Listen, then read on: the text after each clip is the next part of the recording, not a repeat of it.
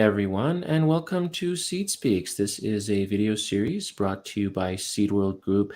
My name is Mark Zinkowitz, and I'm an editor with Seed World Group. And this month, we're talking about the politics of seed. Now, I'm joined today by two experts to talk about something that happened here in Canada recently, and that was some new guidance issued by the Canadian Food Inspection Agency with regard to gene editing. The Canadian Food Inspection Agency, also called the CFIA, came out and said that gene edited products will not be regulated the same way that GMOs are, which paved the way for gene editing technology to be used in Canada. Jennifer Hubert is Executive Director of Plant Biotechnology for CropLife Canada, and Lauren Coman is Regulatory Affairs Manager for Seeds Canada. They were both pretty involved in that whole process over the last number of years, working hard to see that the gene editing guidance eventually came to fruition. Welcome, Jennifer and Lauren. How are you today? Great. Thanks for having us here, Mark. Well, thank you very much for taking your time to join me. I really appreciate it. I kind of want to set the stage here. Jennifer, can you give us a brief history of the significance of this new guidance and approximately how long you waited for it to be announced? We have viewers not just in Canada, but also from the United States, Europe. And so people in Canada might be familiar with this, but for those outside of the country, I kind of want to give them a snapshot of this whole thing and what it means. This obviously didn't happen overnight. It was several years in the making. Can you sort of give us the 411 on this and why it was so significant for CropLife Canada? Yeah, I'd be happy to, Mark. It's been a really long journey. I'd say it's started over a decade ago where we started asking the government to clarify their guidance. And I want to emphasize that this isn't just about gene editing, because Canada has a unique product-based approach, which is the most science-based approach to regulate these products. But it has the implication that conventional plant breeding is also implicated. So Canada is the only country in the world where conventional plant breeding could be subject to a pre-market risk assessment by Health Canada and the CFIA. So this was about providing clarity for that. There was a lot of uncertainty, and the guidance was inadvertently having a negative impact on plant breeding at large in Canada. In 2018, Stuart Smythe did a survey of plant breeders, and that really demonstrated the impact that the guidance, the current guidance and implementation of the guidance was having on plant breeding at large, where a lot of research was being tabled or sent to the United States to avoid being captured under the novelty program. So this updated policy guidance was really important, not just for gene editing, but plant breeding at large, to help create clear, predictable, and science-based regulatory system that supports investment in innovation in plant breeding in Canada. And this is important to ensuring Canadian farmers have access to the latest innovations that support more sustainable and productive agriculture system in Canada.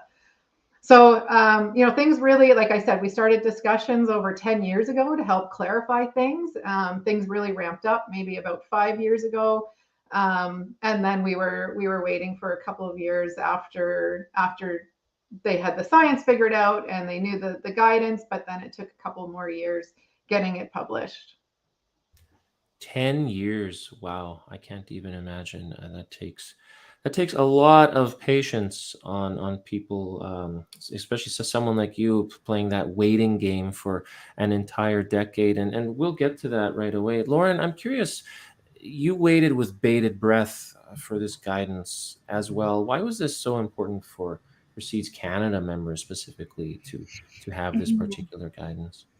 So Jen mentioned the word investment, and I think that's what it really comes down to. There's a significant amount of investment of money and time that our mutual members make when they're bringing a new product to Canada or introducing a new product to Canada. So it's really important up front to have an understanding of the lay of the land, what different types of initiatives do they have to go through to introduce the product to Canada, Because if you sort of get geared up to do that, and then something changes on the regulatory side, or something is unexpected, then that can cause sort of a ripple effect all the way down the chain. So having that clarity to know that they can invest, and this is the pathway to introducing their product is really important. And Jen also mentioned the farmer customer. So it was important to them. I know that they definitely welcomed the announcement as well. And I think the minister was very encouraging of the technology when she made the announcement of the CFIA guidance. And I think that also cemented that the government supports this new innovation, and they support farmers using the new innovation. So, just in general, there are so many investments that are made by developers, by seed retailers, seed distributors, the farmer themselves. That it's just really important to know what regulations your product is going to be subjected to when you're making plans. Well, and speaking of the minister, as of about an hour ago, we actually have a new agriculture minister here in Canada. Marie-Claude Bibeau is now, from what I understand, Minister of National Revenue. And we have Lawrence MacAulay, who's now our agriculture minister. It doesn't really have much to do with what we're talking about today, but it just kind of goes to show that the political machine keeps right on rolling and kind of permeates everything that we do in our industry. And I kind of want to segue now into the whole politics of this. And Jennifer, back in, I guess last time I saw you would have been back in February in Alberta at the Prairie Grain Development Committee meetings. And you talked about how you were, and at that point, this guidance had not yet arrived, and you were talking about the fact that CropLife Canada, the industry in general, was really waiting for this guidance, how this guidance was really quite desperately needed. But you mentioned during your talk that there was some politics, as you put it, that kind of delayed things, kind of drew the whole process out. Can you describe for us what sort of politics made that process sort of draw out a little bit longer than maybe you would have liked? In fact, it's my understanding that you're actually still waiting for some guidance on gene editing as it pertains to animal feed. And so this process really isn't completely over yet. And so what sort of politics is kind of dragging this out a bit, and kind of making you sort of wait a little bit longer than maybe you would have hoped? Yeah, so Health Canada came out with their updated guidance just over a year ago, and CFIA came out with guidance for environmental safety just a few months ago. But like you said, we're still waiting on one piece, and that's around animal feed, also at the CFIA. And in order for this to be complete, we need all three pieces for everything to come into effect. We need all three pieces in place. So, with regards to politics, I know this episode is on politics and seed. As a scientist, I try to stay out of the politics as much as possible. I certainly don't understand it, and it frustrates me. In terms of what happened, I'm not sure if we fully understand what happened. We know the science was established. It was clear. The policy never changed despite these delays. We understand there was some stakeholder confusion around transparency and market access, and they needed some extra time to do some stakeholder management to ensure there was better understanding and a clear path. And the minister did do a job in getting through those discussions. But it's certainly frustrating, and Lauren alluded to the minister, talking about gene editing in a really good way, and making public statements on an international stage that Canada is a leader in agricultural innovations, and specifically mentioning gene editing, but then they delay the guidance. It's really confusing as a scientist to figure out what's going on. And they really need to do the work before they can promote how advanced we are in Canada. We agree that Canada has the potential to be a world leader, and historically we have been world leaders when it comes to plant breeding innovation policies and our regulators, but we're lagging behind. And until all of these pieces of guidance are in place, then we really can't say that we're world leaders in supporting the innovation. Yeah, it's interesting because science really transcends politics. I mean, science is science. What the science shows, that's what it is. And yet, it seems sometimes like science is the one thing that gets politicized more than anything, and it's really quite amazing sometimes. And Lauren, you're facing a similar waiting game right now, and I know Jennifer, you're involved in this as well. Is the process of what we call seed regulatory modernization, or SRM. And for those not familiar with it, this is a process meant to update Canada's seeds regulations. It started a couple of years back and it will go until 2025. So there's a lot of politics, Lauren, as you know, wrapped up in that whole process too. Anybody familiar with SRM will attest to that. What are some of the political hurdles that you've found noteworthy there? Because this is quite a timely topic right now. And although the gene editing guidance that was issued by CFIA doesn't directly have anything to do with SRM, it all sort of comes back to our seeds regulations at the end of the day. So in terms of SRM, Lauren, can you comment a little bit on some of the political hurdles that you're kind of faced with there? Yeah, of course. So I am fairly new to the seed game. I joined Seeds Canada just over a year ago when SRM and the whole gene editing guidance piece was already well into play. So I have maybe a unique perspective on both of those initiatives. But before I joined Seeds Canada, I was working in the research world, and I always said, the biggest part of my job is relationship management. And that continues here in the innovation policy world. Managing relationships is over half the battle in a lot of these processes. And with SRM, what I'm finding is sometimes there's a bit of a disconnect between government, in this case CFIA, and industry over what's actually going on the ground. In this case, how seed users and seed developers and sellers and conditioners, et cetera, actually interact with seed. So, I think industry has a large role to play through government relations initiatives to educate the government on what's actually happening on the ground, how seed is being used in a practical way. What I'm finding is, the seed industry has remarkably changed since the seed regulations were first drafted and put into play. It was over 100 years ago. And, the intent of those regulations, I think naturally needs to evolve because how people interact with seed evolves.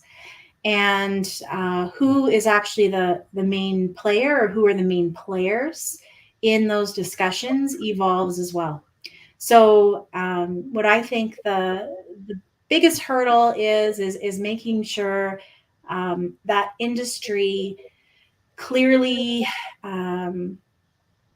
educates the government on how they're interacting with seed, who's at the table, who needs to be at the table, and what the industry and their customers need out of the regulations today, and not, what did they need out of the regulations 50, 100 years ago.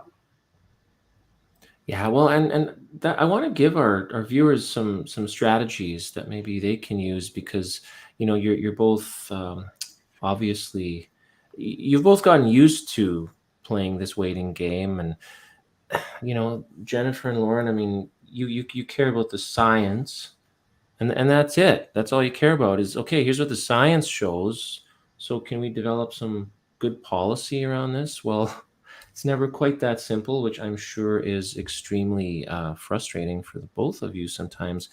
So I'm curious how you both sort of deal with this. I mean, it would be great, boy, wouldn't it be great to live in that world where decisions are made based solely on the science, but unfortunately, it tends to be a little bit more complicated than that. So I'm curious how you each stay so patient as you wait for these processes to play out. I mean, months and years of waiting and talking to government and talking to stakeholders, and talking to your members, talking to consumers, people involved in these discussions. Jennifer, what are some strategies that you've learned to navigate that and to kind of, keep your eye on the prize, so to speak, knowing that, okay, here's what the science says. We're working towards this. Eventually, fingers crossed, we'll have the right legislation, the right policy that we need. But until then, there's going to be some work here. There's going to be like a bit of an uphill battle here before we get to that point. So Jennifer, how do you do that and kind of, stay sane at the same time? Yeah, it's certainly frustrating, and I've definitely learned that, even though we have science-based decision making and science-based rules, and all policy decisions should be based on science, that's our intent. Science is like the bare minimum. So if you have science on your side and you do everything right, you may still not get there.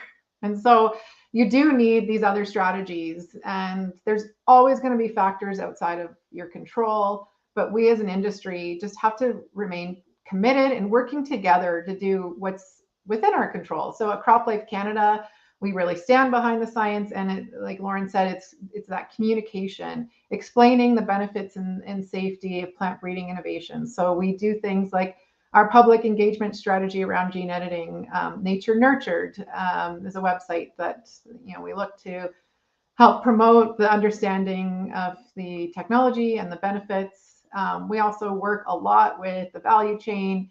And last year we came out with Seeds Canada and CropLife Canada worked together and developed a product launch guide. So that's really about transparency, appropriate consultation, and dialogue with seed developers, bringing new technology to the market and communicating with the entire value chain. We also had an initiative advancing agriculture to bring the sector together on key issues that we could have a single voice on.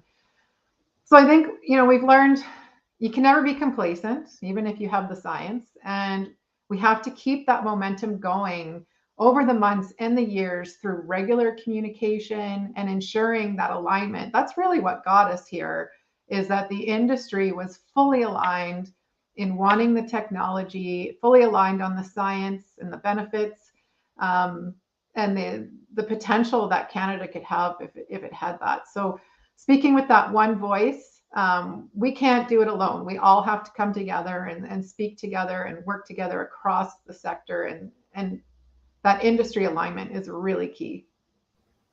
And Lauren, how about you? What are some ways you've learned of sort of keeping your wits about you as you go through these very long processes to eventually, arrive at that end result?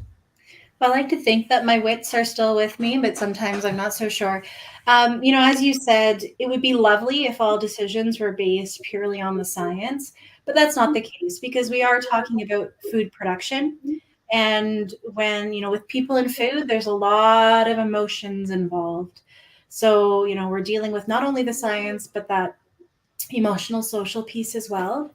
In terms of the science, I think, you really need to make sure you have everything in order. So do you have the data to back up what you're advocating for, making sure that it's very clear and that you communicate it not in a researcher to researcher way, because how Jen and I would communicate is very different from how we would communicate with someone in government or with the civil society.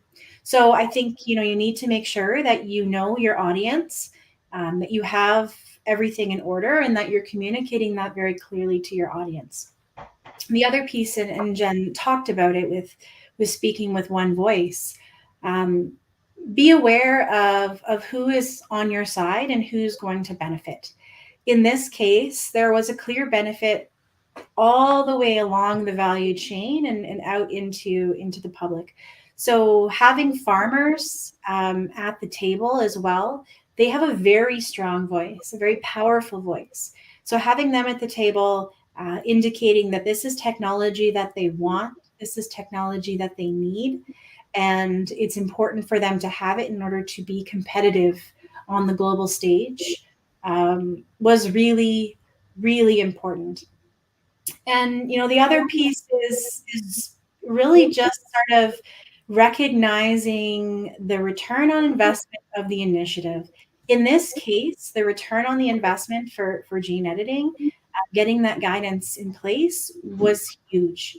So it really is worth being patient. And I know that it took, a long time to get here, and we're still not completely there. And I mean, I'm saying this as someone who sort of walked into things midway through. Um, when it's worth it, you really have to stay the course and recognize that what we're going to get out of this as an industry, as a sector, is so significant that the effort is really worthwhile. So just trying to keep that in mind. You have your goal at the end. What does success look like? And if it's significant enough and worth the effort, you have to just continue to work towards it.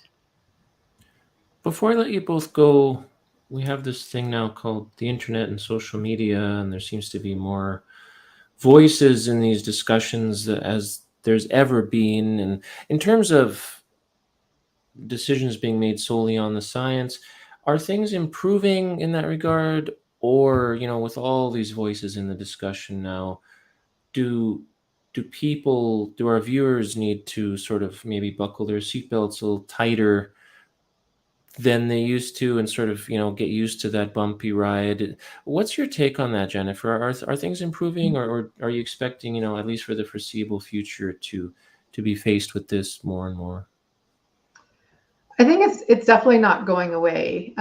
There is certainly an ever increasing amount of misinformation out there, and that's super challenging. That we all have to together, come together and, like I said, speak with one voice against that misinformation. But we'll never eliminate the politics from getting involved. Elected officials have a duty to respond to the concerns of their constituents, and that's always going to be there. But I do see, generally the science does prevail in Canada. Certainly with plant breeding policies, and I see the science prevailing, and it may just be a matter of wading through some certain stakeholder management and clarifying certain information to certain stakeholders. And I hope that the government does more to defend their processes and stand behind their decision making, because that's going to be increasingly important as there's more misinformation out there. Lauren, I'll give you the last word before we sign off. What's your take? Yeah, I'm not sure if social media is the greatest barometer of public opinion, and maybe it says more about the people I follow than anything else, but I think you tend to have the extremes there. You don't really get the moderate majority opinion on social media. So, when you are looking at social media to assess a situation, just keep that in mind that, this may not accurately reflect the majority opinion. So I think you have to take that into consideration and try to make sure that you're reaching the majority and speaking to the majority. I don't think that anything is going to get easier from here on out. I think especially in plant breeding and genetics, we are sort of on the cusp of some major disruption. With the gene editing file especially. We believe that it's going to have significant positive impacts, but I think there's going to be a lot of other systems impacted at the same time, and including intellectual property, that will make things very complicated, and we may need to open up some other conversations about policies and programs that we have here in Canada. So I don't think it's going to get easier. Sometimes I'm really encouraged by the welcoming that science gets, but then there's that always that other side as well, that they're on a completely different boat in a completely different sea, and somehow we need to make sure that they don't cause significant waves in the grand scheme of things, and make sure that science prevails. And as Jen said, I think in Canada so far, especially on the genetic side, science has prevailed, and I think we should all be very very proud of that. Yeah, absolutely. That is something to celebrate. But as we all know, new technology solves a lot of problems, but it also tends to open up new cans of worms as well. And so it's something that, yeah, is definitely going to continue regardless. And thank you so much, Jennifer and Lauren, for your time today, giving us some insights and some strategies that, yeah, people can learn from and use to sort of help them wade through all this. So thanks so much. I appreciate your time today. Thanks, Mark. Anytime. Yeah, thanks for having us. And thank you to our audience for joining us today. You can join us next week when Ashley Robinson tackles the topic of how non-agricultural policy actually ends up affecting agriculture at the end of the day. That's going to be an interesting topic. So please tune in a week from today for that. This is Mark Zinkowitz signing off. Have a great day, everybody.